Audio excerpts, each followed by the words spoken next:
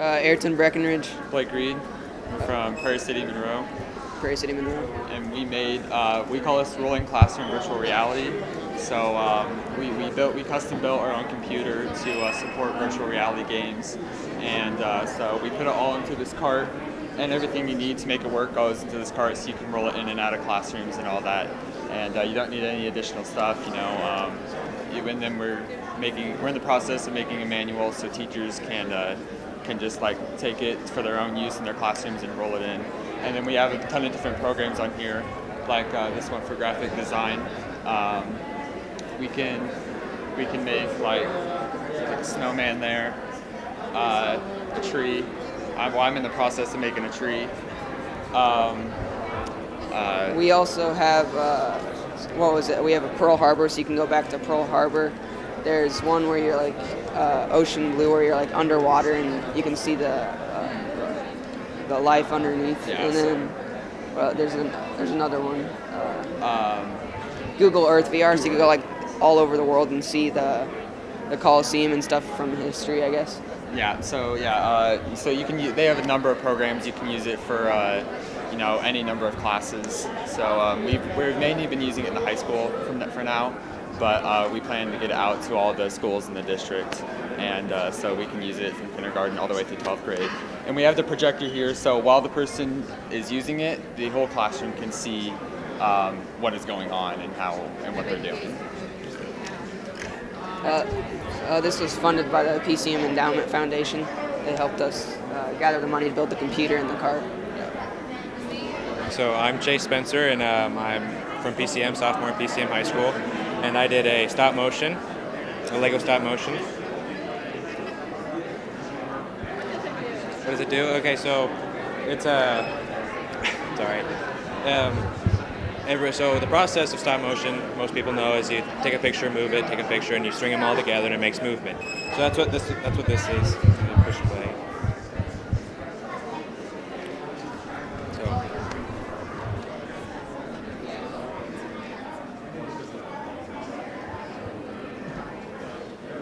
It's shot in 10 frames per second,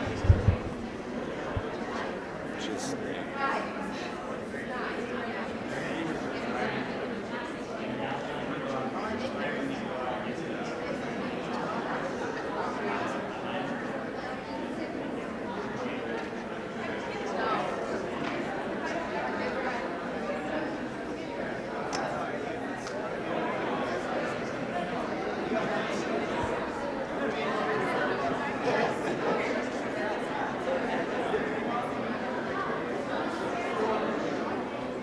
So 6 minutes, 40 seconds, I think is total length. So.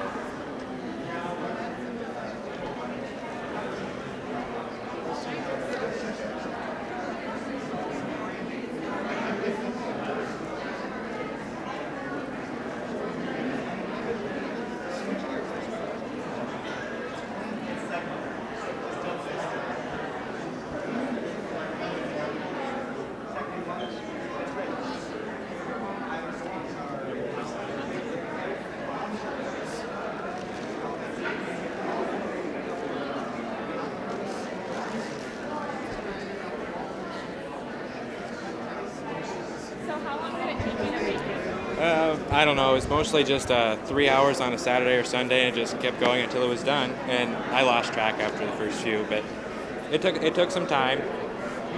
But yeah, so I first started out with going through and storyboarding the whole thing.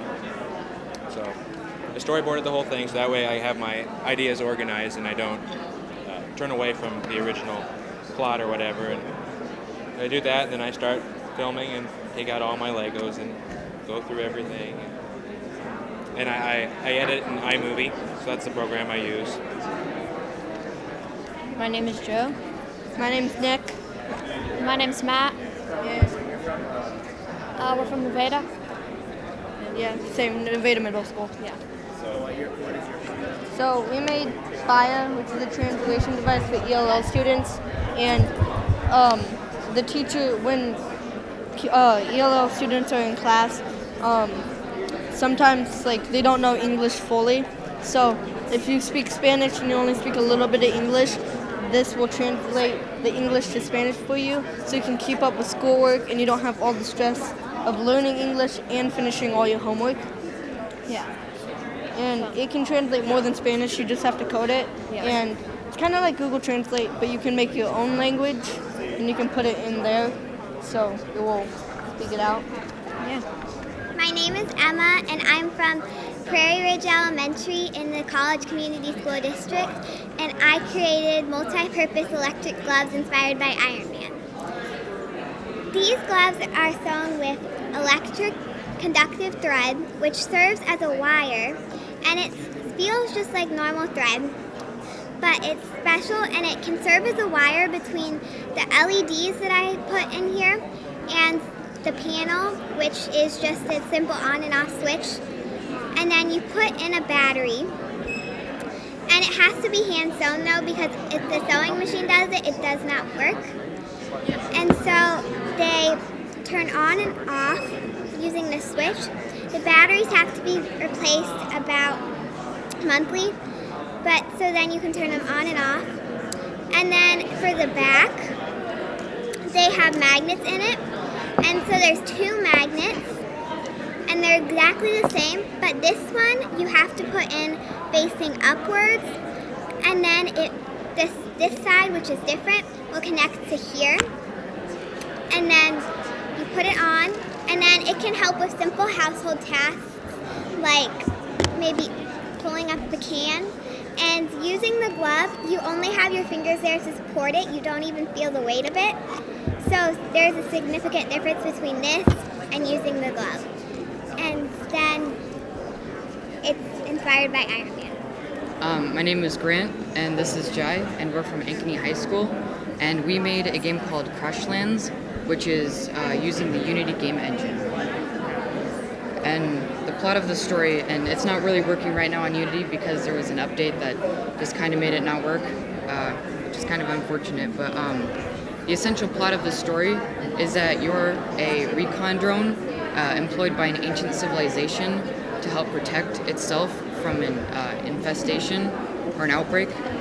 And the game itself is a 3D multiplayer game where you and your friends can go on and help fight off infected survivors and protect the city. And to survive the night, you have to wait about 5 minutes, and then you can win the game. Hi, I'm Jacob Zipper. I'm from Manson Northwest Webster. I'm a senior. And then what is your program? Well, my program, it's a video game environment that I created in Unreal Engine 4 and a few other programs. Everything that you see except for the character I created. This is one of many many game environments that I have right now. I can open up another one quick.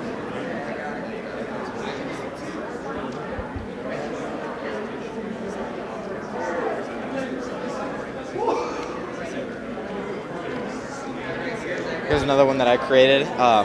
This one I kind of went for like a little bit more like stylistic approach.